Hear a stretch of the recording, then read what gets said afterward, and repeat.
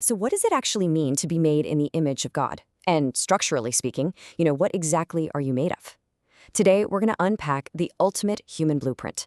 We'll be drawing on some truly groundbreaking work by theologians Robert Peterson and Robert Newman to figure out who and what we really are. To really get to the bottom of this, we're going to tackle two absolutely massive questions in this explainer.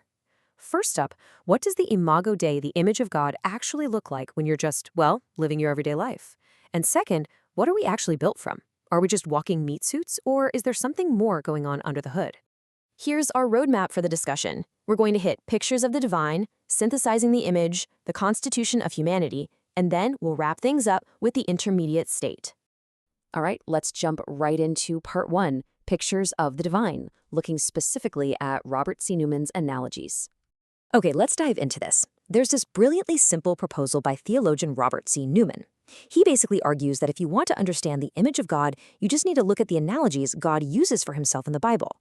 And what's wild is that almost all of them feature humans in basic, everyday relationships with each other or with nature. Just think about your mundane, everyday roles for a second. When a potter molds clay, they are literally mirroring divine creativity. A farmer pulling weeds or bringing in a harvest, that's a direct reflection of God's planning and judgment. Shepherds mirror divine protection.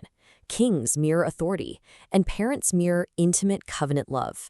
Actually, fun fact about Robert Newman, he was a lifelong bachelor, but he bought a house and had students live with him on a cooking rotation just so he could physically practice these relational dynamics. I mean, that is how absolutely vital they are to our very humanity. The ramification here is just wild. Whether you're parenting a toddler, managing a team at work, or heck, just planting tomatoes in your backyard, you're experiencing a microcosm of the divine. In a tiny, creaturely way, you actually know what it feels like to be God. It completely flips how we view our daily chores, doesn't it? Moving right along to section 2, synthesizing the image, or how we hold these different views together. You see, historically, theologians have argued over this a lot. Some say the image of God is purely structural, our brains, our complex cognition. Think of these as the nouns of humanity. But others say, no, it's all about our functions and relationships, what we do. Think of these as the verbs. Well, the brilliant synthesis here is that you absolutely need both. It's like grammar. You literally need the structural noun to perform the relational verb. But here's the catch. We can't just look at humanity as this static, unchanging thing. We have to look through a redemptive historical timeline. The image of God was perfectly established at creation, but then severely perverted during the fall. Right now, it's actively being renewed in believers, and it will only be fully perfected in eternity. You kind of have to hold both our profound brokenness and our incredible hope in tension. So that's the image of God in a nutshell. But that brings us right back to our second huge question. Underneath all of that, what are human beings actually made of? Which brings us to part 3, the constitution of humanity, where we categorize the soul and the body. So the dominant view in the modern scientific world is something called monism. It basically argues that a human is completely indivisible. No physical body, then no human, period. Which means there is absolutely no disembodied afterlife. But if we look closely at the biblical data, this theory quickly runs into a brick wall.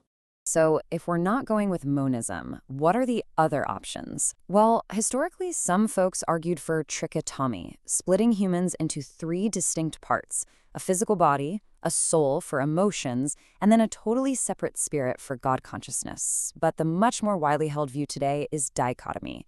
This is just the idea that we're made of 2 things, a material body and an immaterial soul or spirit. This leads us to a really crucial point.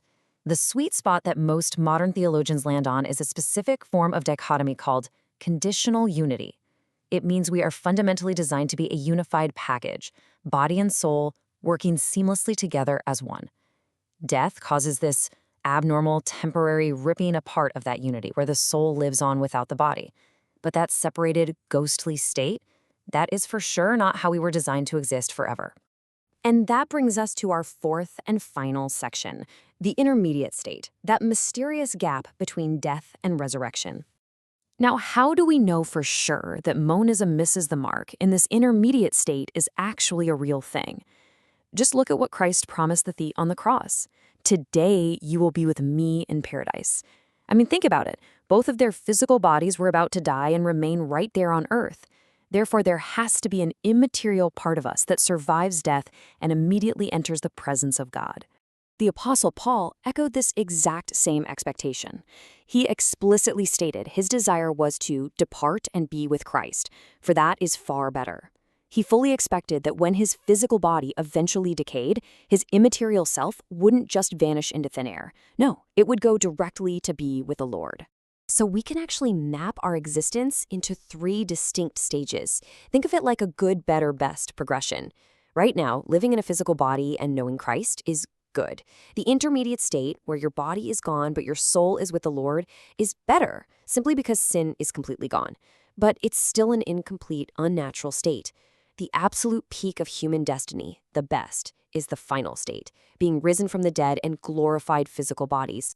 And honestly, this is where so much of modern thinking completely misses the mark. People just assume that absent from the body, present with the Lord is the forever plan. They think our ultimate destiny is to be disembodied ghosts floating around playing harps on clouds. But it's not. That disembodied state is strictly a temporary waiting room. Our ultimate eternal destiny is a fully physical embodied reality on a newly restored earth. So let's bring this whole explainer together. If your daily mundane tasks, like planting a garden, leading a meeting, or taking care of your family, are actual literal mirrors of the divine character, and if your ultimate destiny isn't to be some floating spirit, but a fully resurrected physical being, how does that change the way you treat your body and your daily work, starting right now? Thanks for watching.